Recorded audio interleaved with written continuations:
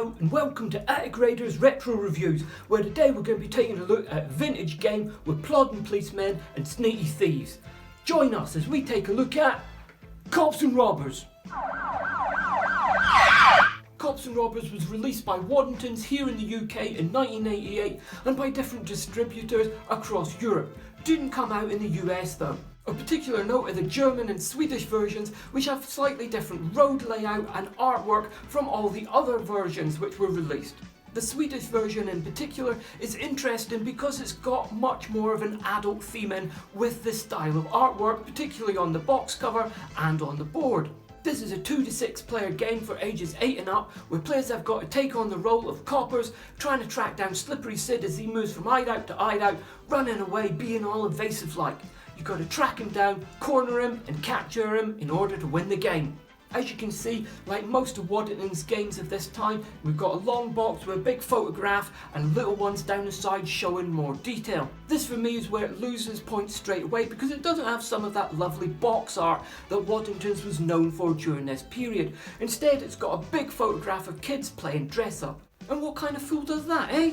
This is a pretty simple one with roll and move mechanics, but it's got a bit of interest in there with Sid moving from location to location. Tell you what, enough of this gabbing, let's take a look at the components and see how this thing plays. The game comes with one standard 6-sided dice, and yes, the game contents calls it a dice and not a die. We've got 6 different colours of police squad car playing pieces, and these are quite nice and chunky. They are well made. The only problem is that the red is very similar in colour to the orange, which can cause a problem in low light levels. There are 4 police roadblocks, but obviously I'm missing one of them, but you only need 4 of them if you're going to play with 4 or more players. One Slippery Sid the Bandit playing piece with his burglar's mask, flat cap and swag bag here, which is quite nice, very cartoony, but unfortunately it doesn't actually stand particularly well. It can get knocked off balance quite easily because of the way that his feet are. There's a total of 55 cards for use in the game. That includes 5 hideout cards, 5 fingerprint cards, and the others are the 45 radio message cards. The board itself has a half fold and is a really good thick quality card, and it features the fictional city where the cops are going to be chasing after Slippery Sid. Now you can see that this thing is absolutely packed full of detail, but because of the use of colour and just plain simple line drawings, it's not really overwhelming. You can still make out what you have to do quite easily. The artwork is very, very simple. There's no real detail or depth or shading to this. It's just basic block colours, and that almost makes it look like you're playing on a piece of pop art. We've got our 6-player starting locations around the outside of the board. We've got the grey roads that we're going to be travelling along, including 5 areas which are actually just one-way streets. In the middle of the board here we've got our informant, Furtive Fred. We've got 6 white locations dotted around the board which we might be sent to by the radio message cards, and we've got our coloured locations around the board which might be possible hideouts for Slippery Sid. We've also got our 2 police roadblock depots, and we've got spaces around the board which if you land on you can get messages from the police radio. If you pick up a radio message card, they allow you to do lots of different things. You can move straight to a hideout of a particular colour. You can move to a hideout of a particular type of location. You can be moved to a particular location on the board, which might be a help or it might be a hindrance. You can get another throw of the dice. You could move forward between 1 and 7 spaces. All of the roadblocks could be recalled to the depots. Slippery Sid might move to a different type of location or to a different colour of location, or you could get between 1 and 3 extra rolls when trying to capture Slippery Sid. To set up the game, players choose their colour of police squad car and place it onto their coloured starting position. Share the police roadblocks between the roadblock depots, 2 roadblocks if you're doing a 2-player game, 3 if it's a 3-player game, or 4 if it's a 4 or more players. The cards are all shuffled and then placed face down on the table at the side of the board within reach of all players. The top card from the hideout pile and from the fingerprint pile are then placed face down again on the table, and these are going to make up the location of where Slippery Sid is hiding at the beginning of the game. The hideout cards tell you what kind of location Slippery Sid can be found at, whereas the fingerprint cards tell you what colour of location Slippery Sid can be found at. Of course, we don't know where that is yet, so at the beginning of the game we're going to have to move towards the middle of the board to go and meet our informant, Furtive Fred, who will have that information for us. Players roll and move across the board until they get to Furtive Fred. Now this is one where you have to land on squares by exact count, so it's going to take a bit of back and forth before you get where you want to go. As soon as you do manage to land on one of Furtive Fred's squares, he then tells you where Slippery Sid is hiding. So we go over to the fingerprint and the hideout cards, and you get to secretly look at these without anybody else seeing them.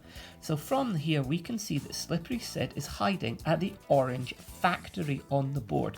You are the only one who knows that at the moment, so those go face down again until somebody else finds that out. Once all players have been to Furtive Fred to find out the location of Slippery Sid, then these cards can be placed face up.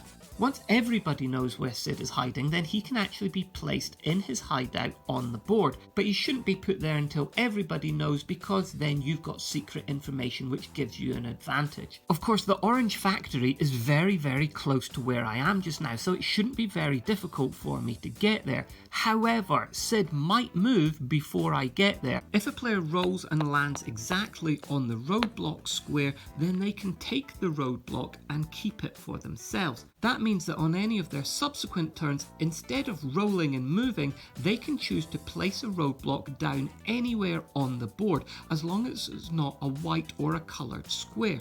Of course, with roadblocks, you could be really sneaky and use them to block the end of a one-way street, and that's going to put this blue player in a real predicament. He now can't get out the end of this road, so the only thing he can do is either wait until all the roadblocks are recalled when somebody turns up the correct card, or he can reverse out of this one-way road. But that is a very risky manoeuvre, and so he's only allowed to reverse one space per turn, which I think you'll agree is pretty annoying. At any point, if a player lands on a radio message square and takes a radio message card, there is the possibility that Sid could move somewhere else. So in this case, we need to overturn a new fingerprint card, and that means that he is now at the yellow factory. Now, whereas I was quite close to catching Sid, he's now given me the slip and moved over here, so I've got quite a bit further to go to get to him. And of course, if somebody uses their roadblock in order to block that road and close it, then I'm going to have to go even further, because I'm going to have to go all the way around here in order to capture him. And of course, there's always the possibility that Sid could move again at any point during the game, this time a different hideout. So he's now going to be found at the yellow building site. If you do manage to roll and land by exact count on the space that Sid is currently hiding out at, then you've still not won yet. At this point, you have to roll to see whether you successfully capture him. You have to pick a number between 1 and 6 and then try to roll that number. If you successfully roll it, then you win the game and you've caught him. If you don't, you've got to move away that many spaces. So if I want to capture him, let's say I'm going to go for a 3. I didn't manage to get a 3, so I've not caught him. I've not won the game. I rolled a 5, so I've got to move 5 spaces away from Sid. 1, 2, 3, 4, 5. And I've got to try again on my next turn. But by then, somebody else might have caught him, or he might be somewhere else on the board. And of course, this is probably the most frustrating part about this game, because you've only got a 1 in 6 chance of capturing him after eventually tracking him down. Which is why you want to try to land on these police radio squares, so that you have the potential of getting extra assistance cards. Because with this, instead of only getting to roll once to try to get your number, you could roll 4 times. And that's obviously going to give you a much greater opportunity to capture Sid. So when you eventually get back here, assuming he's not moved on or been caught, then with 4 rolls, in order to get, let's say, a 1 this time. Well, that's 1, 2, but I've got a 1 and I've now caught him. He's in jail and I've won the game. So, as you can see, this game's pretty easy to teach and it's simple to pick up and learn. There is a lot of rolling and moving in this. If you don't like roll and move games, then you are going to absolutely hate this one, because you've got to roll and move for everything. Not only that, you've got to roll and try and get the exact number to land exactly on the spaces that you need, like Furtive Fred or the Hideout spaces. And if you don't get exact rolls, you're going to be going and rolling and rolling and rolling on each of your turns until you finally get that roll. And then of course, once you actually do trap Slippery Sid, you've then got to pick a random number and try to roll that in order to capture him. And if you don't, you're moving away and you're having to roll again in order to get back. So if you don't like roll and move, you don't like randomness, you're going to hate this game. The only way that you can start to bring in some tactics is either by trying to land on those roadblock spaces to get roadblocks so you can block off roads in order to make things harder for the other players, or by landing on those radio message spaces in order to try and get some backup so that you can roll more times once you finally do capture him. But of course, when you do that, Slippery Sid might move away to somewhere else, which of course can actually work in your favour sometimes. If you happen to be on the complete opposite side of the board, but somebody's close to capturing them and you're miles away, then what can you do? Well, if you don't have a roadblock, you can deliberately try to land on one of those radio message spaces to try and get him to move somewhere else, or to get you to jump across the board to another location. But it can be really, really frustrating if you're trying again and again and again to get Sid and somebody on the other side makes him move and you've got to trek all the way across the board again to go after him. It can be really frustrating, but it's a kind of frustrating that's deliberate. It's meant to be like that. It's part of the gameplay, but it's actually kind of fun. This actually is a 6-player game. There's not many vintage games that go up to 6 players, and when they go above 2 or 4 players, sometimes you have to just play by taking it in turns, moving one single piece, teaming up. This is not one of those games. This one actually does cater for 6 different players, so it's a good one that you can play with larger groups there.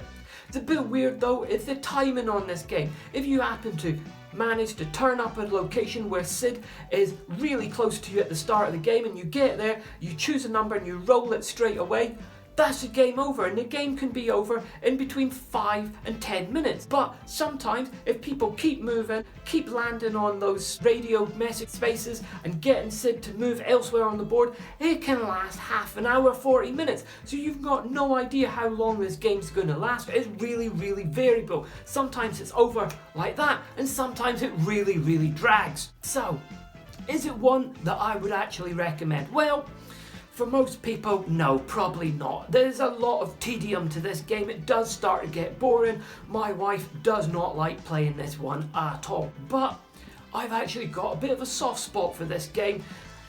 But it's definitely not for everybody. It's not going to be one that I'm going to say to go out and pick up.